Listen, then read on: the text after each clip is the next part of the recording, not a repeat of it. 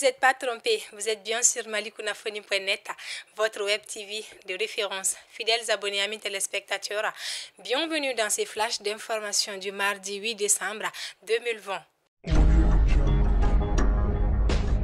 Le colonel Malik Diaw, le numéro 2 de la junte militaire qui a renversé le régime d'Ibrahim Boubacar Keïta, a été élu à la tête du Conseil national de la transition, CNT, qui est l'origine législative de la transition. En effet, lors de la cérémonie de la première assemblée générale tenue le samedi dernier au Centre international de conférence de Bamako, CICB, le colonel Malik Diaw a été élu avec 111 voix sur 118.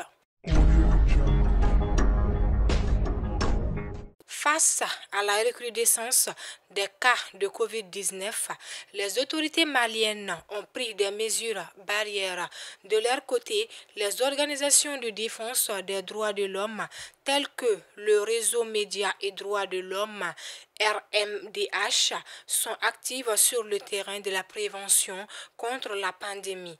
En effet, en collaboration avec la Commission nationale des droits de l'homme, la Division droits de l'homme et de la protection de la mission multidimensionnelle intégrée des Nations unies pour la stabilisation au Mali vient d'initier un projet de protection et de promotion des droits de l'homme en riposte au Covid-19 au Mali. L'un des objectifs de ce projet est de montrer l'importance de l'intégration de la dimension dans la prévention face à la Covid-19 au Mali. L'ancien ministre de la Solidarité et de l'Action humanitaire, Amadou Konaté, est décédé ce samedi 5 décembre 2020.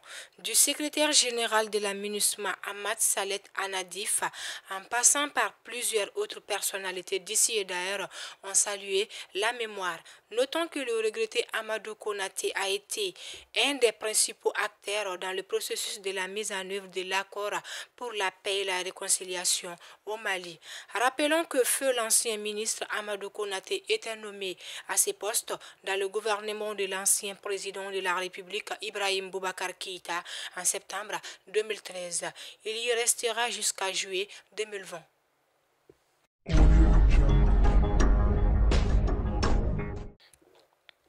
Le week-end dernier, près de Dogofri, situé dans le cercle de Nyono, région de Ségou, 4 paysans ont été exécutés par des éléments terroristes. Après l'occupation du village de Farabougou, les terroristes multiplient de plus en plus les attaques contre les populations citoyennes qu'ils soupçonnent de collaborer avec les forces de l'ordre. Les terroristes, selon des sources, imposeraient en interdisant aux paysans l'accès à leurs champs de riz. Les terroristes, selon des sources, imposeraient en interdisant aux paysans l'accès de leurs champs de riz. Tout paysan qui ne respecterait à cette décision terroriste est puni.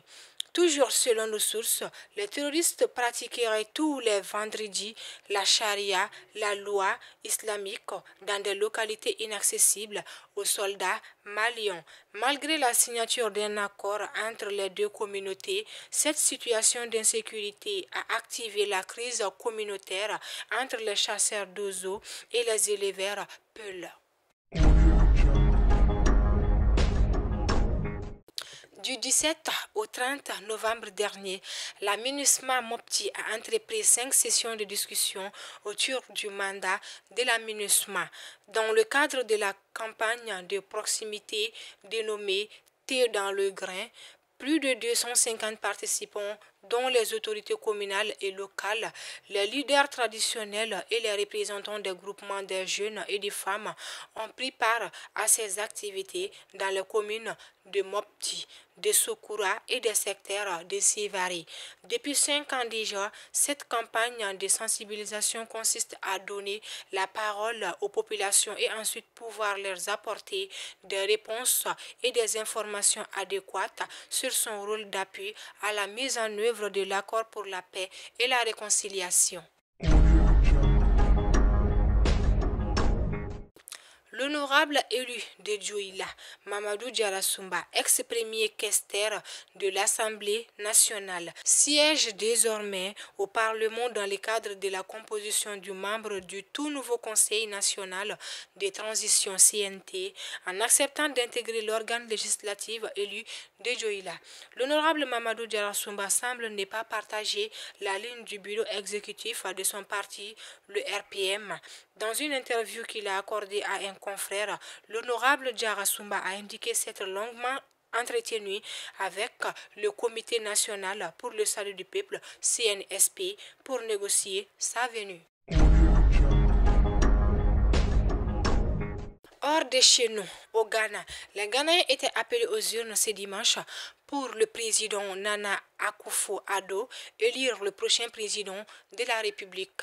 En effet, 17 millions d'électeurs étaient attendus aux urnes pour choisir entre 12 candidats à la magistrature suprême et élire leurs 275 députés. Le président sortant Nana Akufo-Addo était opposé à 12 candidats parmi lesquels figurait son prédécesseur John Atta Mills. Cette élection s'est déroulée dans l'ensemble dans le calme, mais il a toutefois été signalé que dans la ville de Kassoa, des hommes non identifiés auraient tiré sur la voiture de deux membres du Congrès démocratique national, NDC, le parti d'opposition, faisant quelques blessés qui auraient été évacués dans un centre hospitalier le plus proche. En Côte d'Ivoire, l'ancien président ivoirien Laurent Gbagbo, qui est en liberté provisoire après 9 ans passés à la CPI, vient d'obtenir des mains des autorités d'Abidjan ses deux passeports, l'un ordinaire, l'autre diplomatique. Depuis Bruxelles, où il vit actuellement depuis son acquittement, Laurent Gbagbo a déclaré vouloir retourner dans son pays, la Côte d'Ivoire, courant ce mois de décembre.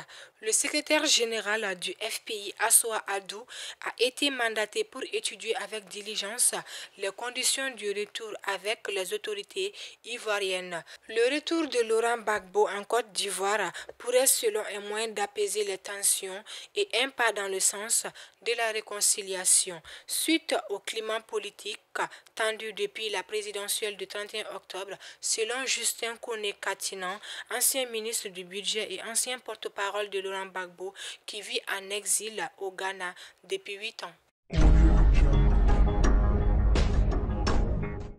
Fidèles abonnés, amis téléspectateurs de malikounafoni.net, ainsi se referme votre flash d'information du mardi 8 décembre 2020. Bonne suite des programmes sur malikounafoni.net.